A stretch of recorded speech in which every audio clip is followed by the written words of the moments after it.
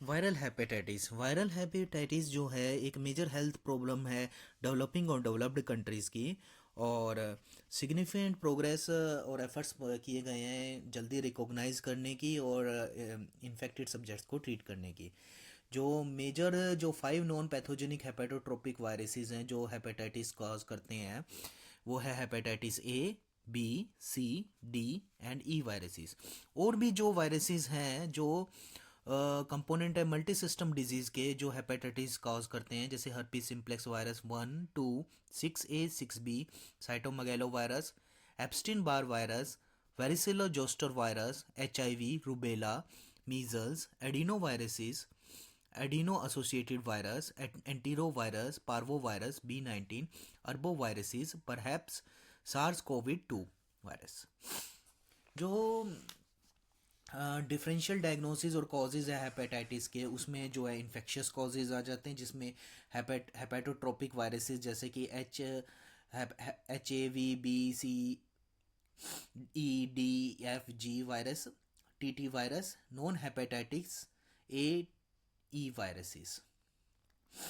Systemic infection that में include the hepatitis. Systemic infection जैसे कि काफ़ी सारे वायरसेस हैं, जैसे adenovirus, arbovirus, coxsackievirus, cytomegalovirus, dengue virus, Lassa virus, Lassa fever, parvovirus, rubella, varicella zoster, इस तरीके से। नॉन वायरल लीवर इन्फेक्शन जैसे कि abscesses, amoebiasis, bacterial sepsis, brucellosis, histoplasmosis, Fitz Hugh syndrome, leptospirosis, syphilis, tuberculosis और other.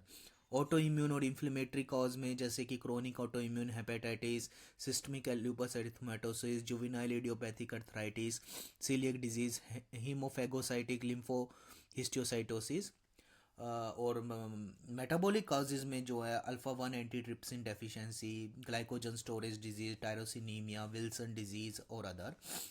Toxic causes में जो है iatrogenic यानी ड्रग इंड्यूस्ड, जैसे एसिटामिनोफेन, एनवायरमेंटल जैसे pesticides, mushroom poisoning, hepatotoxic herbal agents जैसे कि पायरोजिलिडीन, अल्कलॉइड्स और अदर टॉक्सिन्स। एनाटॉमिक काजेज में जैसे कोलिडोकल सिस्ट, बिलियरी एट्रीसिया और अदर। हीमोडायनेमिक में जैसे shock, congestive heart failure, Budd Chiari syndrome, veno occlusive disease और other. Non alcoholic fatty liver disease जैसे idiopathic sclerosing cholangitis, Reye syndrome और other. तो ब्रॉड हेडिंग्स हैं, जैसे इन्फेक्शियस कॉजेज हो जाते हैं सिस्टमिक इन्फेक्शन डेट में include hepatitis, non viral liver infections, autoimmune और इन्फ्लेमेटरी और मेटाबॉलिक, टॉक्सिक, एनाटमिक, हीमोडायनामिक और non alcoholic fatty liver disease. ये जो है हेपेटाइटिस के कारण बन सकते होते हैं। अब जो है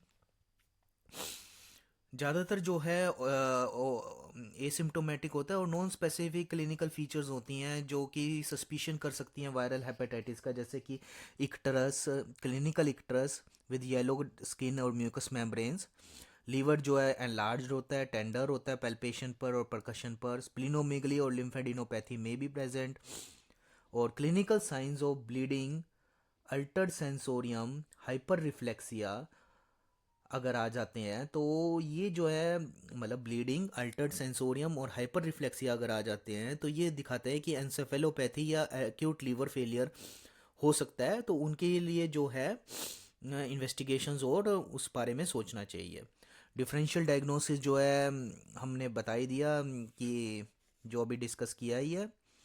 और लेटर चाइल्डहुड में एक्स्ट्रा हेपेटिक ऑब्स्ट्रक्शन जैसे कि गलस्टोन, प्राइमरी स्क्लेरोजिंग कोलेंजाइटिस और पेनक्रेटिक पैथोलॉजी हो सकती है। इन्फ्लेमेटरी कंडीशंस भी हो सकती हैं, इम्यून डिसरेगुलेशन, इन्फिल्ट्रेटरी डिसऑर्डर जैसे मैलिग्नेंसी, टॉक्सिन्स और मेडिकेशंस और मेटाबॉलिक डिसऑर्डर्स और इन्फेक्शन, इन सबको रूल आउट करना होता है।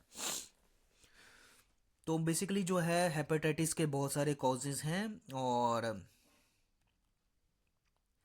एक्यूट लीवर फेलियर और एंसेफेलोपैथी के जो क्लिनिकल इनिशियल क्लिनिकल साइंस और सिम्टम्स हैं, जैसे ब्लीडिंग, अल्टर्ड सेंसोरियम, हाइपर रिफ्लेक्सी आ जाए तो एक्स्ट्रा अलर्टनेस रिक्वायर्ड होती है।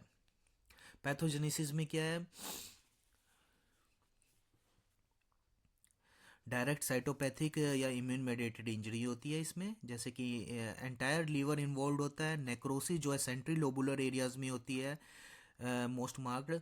और एक्यूट मिक्स्ड इन्फ्लेमेटरी इन्फिल्ट्रेट जो है पोर्टल एरियाज में होता है और लोब्यूल्स को भी इफेक्ट करता है।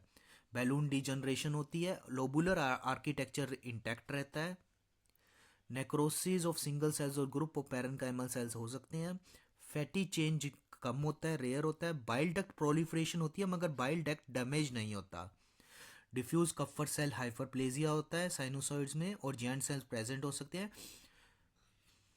फल्मिनेंट हेपेटाइटिस जो है उसमें पैरेनकाइमल कोलैप्स अक्कर हो जाता है बैकग्राउंड में, और रिकवरी के वक्त जो है लीवर मोर्फोलॉजी जो है अपने आप नॉर्मल आ जाती है 3 महीने की एक्यूट इन्फेक्शन के बाद। और अगर नहीं आती तो क्रोनिक हेपेटाइटिस डेवलप हो जाता है, जिसमें इन्फ्लेमेटरी इन्फिल्ट्रेट जो है पेरीपोर्टल एरियाज में डिपॉजिट हो जाती है और प्रोग्रेसिव स्कारिंग की तरफ बढ़ जाता है।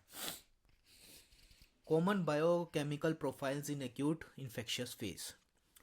तो बेसिकली जो है 3 मेन लीवर बायोकेमिकल प्रोफाइल्स होते हैं जो मैनिफेस्ट होते हैं इसमें एक्यूट लीवर इंजरी में, जो कि गाइड करते हैं डायग्नोसिस, सपोर्टिव केयर और मॉनिटरिंग में acute phase of infection for all viruses.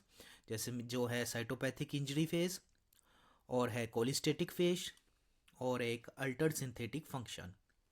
Cytopathic injury में जो है हेपेटोसाइट की इंजरी से जो है सीरम लेवल जो है एलानिन अमीनो ट्रांसफरेज और अस्पार्टेट अमीनो ट्रांसफरेज का लेवल ज़्यादा होता है, और मगर इनकी जो है प्रोग्नोस्टिक वैल्यू जो है लिटल है, क्योंकि ये कोई कोरिलेट नहीं करते हेपेटोसेलुलर नेक्रोसिस से। इनका लेवल कोई डिटरमाइन नहीं करता कि कितनी इंजरी है, बस ये है कि इंजरी है, ये डिटरमाइन करता है कि इनके ये नहीं है कि इनका लेवल ज़्यादा हो रहा है तो ज़्यादा सीवियर प्रोग्रेशन हो गया है, ऐसा कुछ नहीं है, ये लिटिल प्रोग्नोस्टिक वैल्यू है।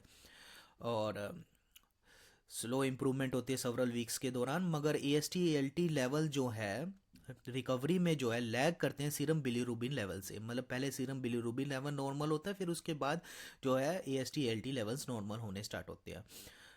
अगर जो है एकदम से जो है अमीनो ट्रांसफरेज लेवल्स जो है नीचे गिरते हैं रैपिडली, और साथ में जो है बिलीरुबिन लेवल बढ़ रहा है, और INR/PT जो है प्रलॉन्ग्ड हो रहे हैं, तो ये इंडिकेट करता है कि मैसिव हेपेटिक इंजरी हो गई है।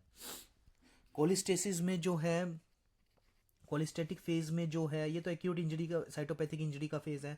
फिर उसके बाद कोलिस्टेसिस फेज में जो है सीरम कंजुगेटेड बिलीरुबिन लेवल जो है एलिवेट होता है, जो कि abnormal bile flow at canalicular और सेलुलर लेवल को दर्शाता है, क्योंकि हेपेटोसाइट डैमेज और इन्फ्लेमेटरी मेडिएटर्स आगे होते हैं। इसमें क्या होता है कि सीरम अल्कलीन फॉस्फेटेज का लेवल ज़्यादा होता है 5 न्यूक्लियोटाइडेज का, और गामा ग्लूटामिल ट्रांसपेप्टिडेज लेवल जो है राइज हो जाते हैं। मतलब हमें अगर अल्कलीन फॉस्फेटेज का लेवल ज़्यादा है 5 न्यूक्लियोटाइडेज, और गामा ग्लूटामिल ट्रांस पेप्टिडेज का लेवल ज़्यादा है, तो ये कोलिस्टेसिस को मार्क करता है कि कोलिस्टेसिस हो रहा है। और अगर कोलिस्टेटिक मार्कर्स नहीं है तो ये रूल आउट नहीं करता क्रोनिसिटी इन HCV और HBV इन्फेक्शन। मतलब अगर मार्कर आ गए हैं तो पता लग गया है, मगर इसका मतलब ये नहीं है कि क्रोनिसिटी नहीं हो रही है HCV और HBV इन्फेक्शन की, अगर कोलिस्टेटिक मार्कर नहीं है तो ये हो गया कोलिस्टेटिक फेज।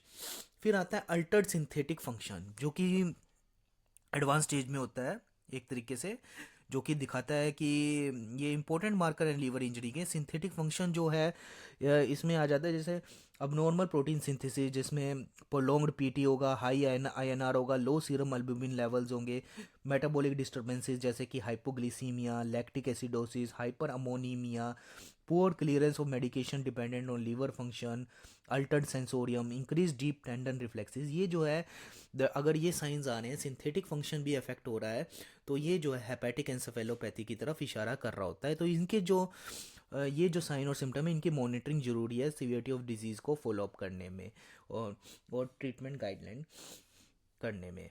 अगर अब नॉर्मल लीवर सिंथेटिक फंक्शन है तो वो लीवर फेलियर को दर्शा रहा होता है, और इस प्रॉम्प्ट रेफरल करना चाहिए ट्रांसप्लांट सेंटर की तरफ। तो ये तो है ब्रीफ इंट्रोडक्शन वायरल हेपेटाइटिस का। अब इसके बाद हम जो है हेपेटाइटिस के डिफरेंट टाइप्स जो हैं, जैसे कॉमन जो हेपेटाइटिस है, जैसे hepatitis A virus, hepatitis B virus, C virus, D virus और हेपेटाइटिस ई वायरसेस के बारे में पढ़ेंगे। उसमें जो है क्या वैक्सीन देते हैं, उनका प्रोफाइलेक्सिस क्या है, इनके रूट क्या है, किस तरीके से होता है, ये सब चीज़ें पढ़ेंगे।